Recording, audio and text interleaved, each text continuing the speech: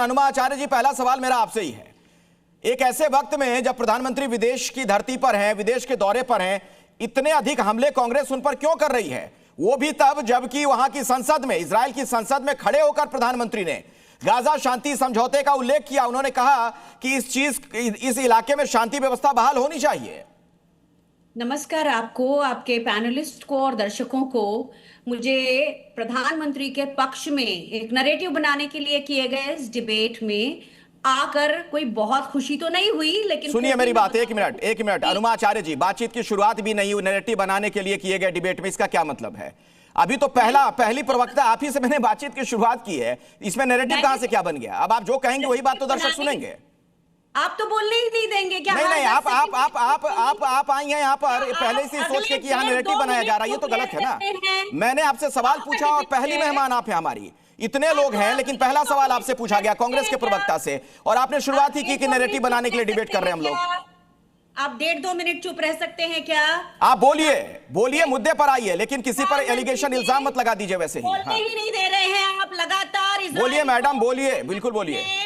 अरे एक सेंटेंस भी नहीं बोलने दे रहे हैं, इतनी आपने शुरुआत ही आरोप से की, तो आपको रोकना और अपनी बात बताना मेरा फर्ज बनता है, इसलिए मैं कह रहा हूं सिर्फ। बाकी अपनी बात आप रखिए, बिल्कुल रखिए अनुमा जी। अरे भाई, कम से कम इतनी इज्जत करो कि एक महिला प्रवक्ता हूं, इतनी। अरे बोलिए तो मैडम, इसमें बेइज्जती वाली बात कौन सी हो गई? बोलिए तो। प्रधानमंत्री ने स्टार्टअप नेशन कहकर संबोधित किया, इससे बिल्कुल साफ हो गया कि 2022 में जो अग्निवीर योजना आई थी वो इजराइल की किताब स्टार्टअप नेशन पे आई थी, जिसने हमारे देश की सेनाओं को 3 लाख सैनिकों से महरूम कर दिया, और आज हमारी सेना कमजोर हो गई है इसी कारण से। अब समझ में आया कि उसका कारण क्या था।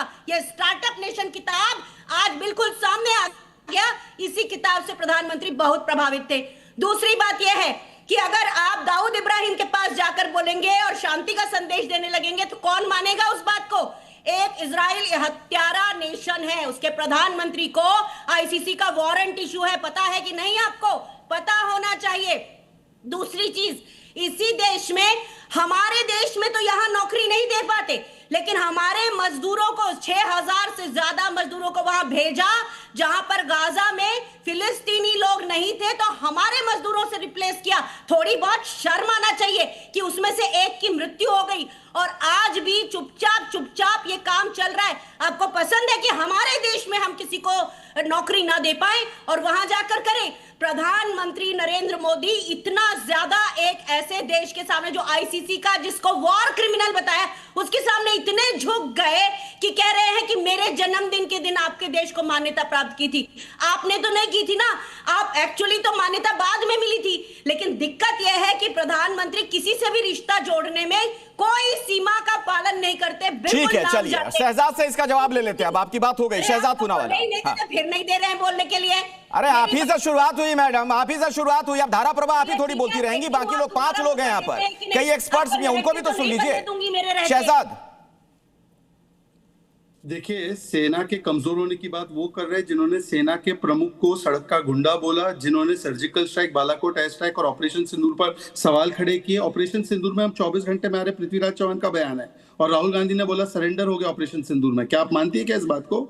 सेना के बारे में वो लोग बोल रहे हैं जो 26/11 के बाद फली मेजर के कहने पर भी। अनुमा आचार्य जी, देखिए आपसे तो मुझे तमीज की उम्मीद नहीं है। अखिलेश आनंद जी, मुझे इसीलिए आज की इस डिबेट में एक एक करके बोलिए। अनुमा जी एक एक करके बोलिए, शहजाद को भी बोलने दीजिए, फिर आप आज जो भी आपको आपकी आपत्ति है आप आपत्ति रख दीजिएगा। शहजाद रखिए अपनी बात। दीजिएगा मौका मुझे। बिल्कुल आऊंगा आपके पास। हाँ। ये वो बेशरम प्रवक्ता है जिसने दिल्ली ब्लास्ट के बाद नहीं व्यक्तिगत टिप्पणी मत करिए शहजाद, मुद्दे पे रहिए, फिर बात डिरेल हो जाएगी बहस। हाँ। अखिलेश आनंद जी, या तो जी मुझे पूरा मौका दे, या तो इस चिल्ला चोट करने वाली प्रवक्ता के बीच में मैं अपनी आवाज रेज नहीं करूंगा।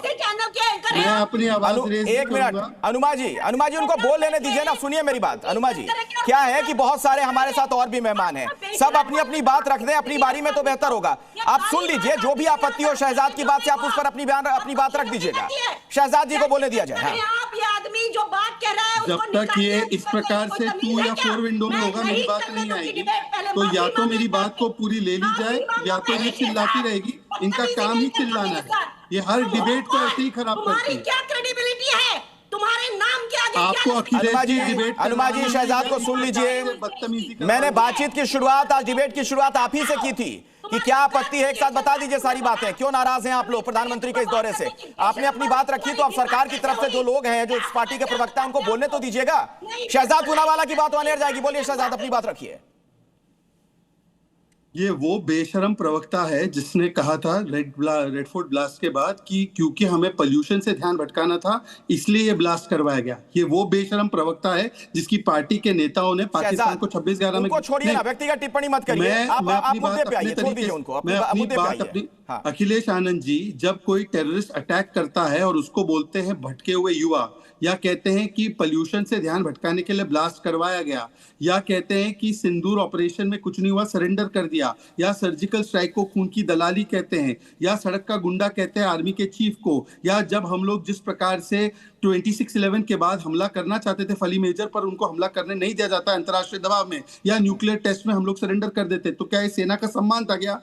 जब सेना के ट्रूप मूवमेंट्स आपने बताने की एक अग्रीमेंट करके यूनाइटेड नेशन में 94 में दे दी, क्या ये सेना का सम्मान था? क्या? अब मैं आता हूं दूसरी बात पर। जो लोग गाजा का नेशनल हाईएस्ट ऑनर और इजराइल का, दोनों का प्रधानमंत्री मोदी को मिला है, पर जो गाजा का बैग लेकर घूम रहे, कल के दिन, परसों के दिन अफगानिस्तान में बच्चे मारे गए पाकिस्तान के स्ट्राइक के द्वारा, प्रियंका ने अफगानिस्तान के बच्चों पर कुछ नहीं बोला। यमन में बच्चे मारे गए हैं दूसरे कंट्री के बॉम्बिंग के बाद, उसके वहां के मुसलमान बच्चों की चिंता नहीं है उनको। और चाइना में तो यूइगर मुसलमान कितने लोग, हजारों मारे गए और उनका कंसंट्रेशन कैंप में डाला गया है। क्या एक भी बार प्रियंका वाड्रा ने मुंह खोला है? क्या वोट बैंक नीति के आधार पर राष्ट्र नीति तय होगी? हाँ ठीक है, नफीस अंसारी क्या कहना चाहते हैं? बहुत देर से हाथ खड़े कर रहे थे। बेहुदा प्रवक्ता है, मैं ये कहना चाहता हूँ, ये बेहुदा। नफीस अंसारी को बोलने दिया जाए, फिर बाकी और एक्सपर्ट्स हैं, उसके बाद आता हूं अनुमा जी आपके पास। एंकर हो या क्या हो, नफीस समझ नहीं आता है बीजेपी में। बेहुदा प्रवक्ता है, बेहुदा।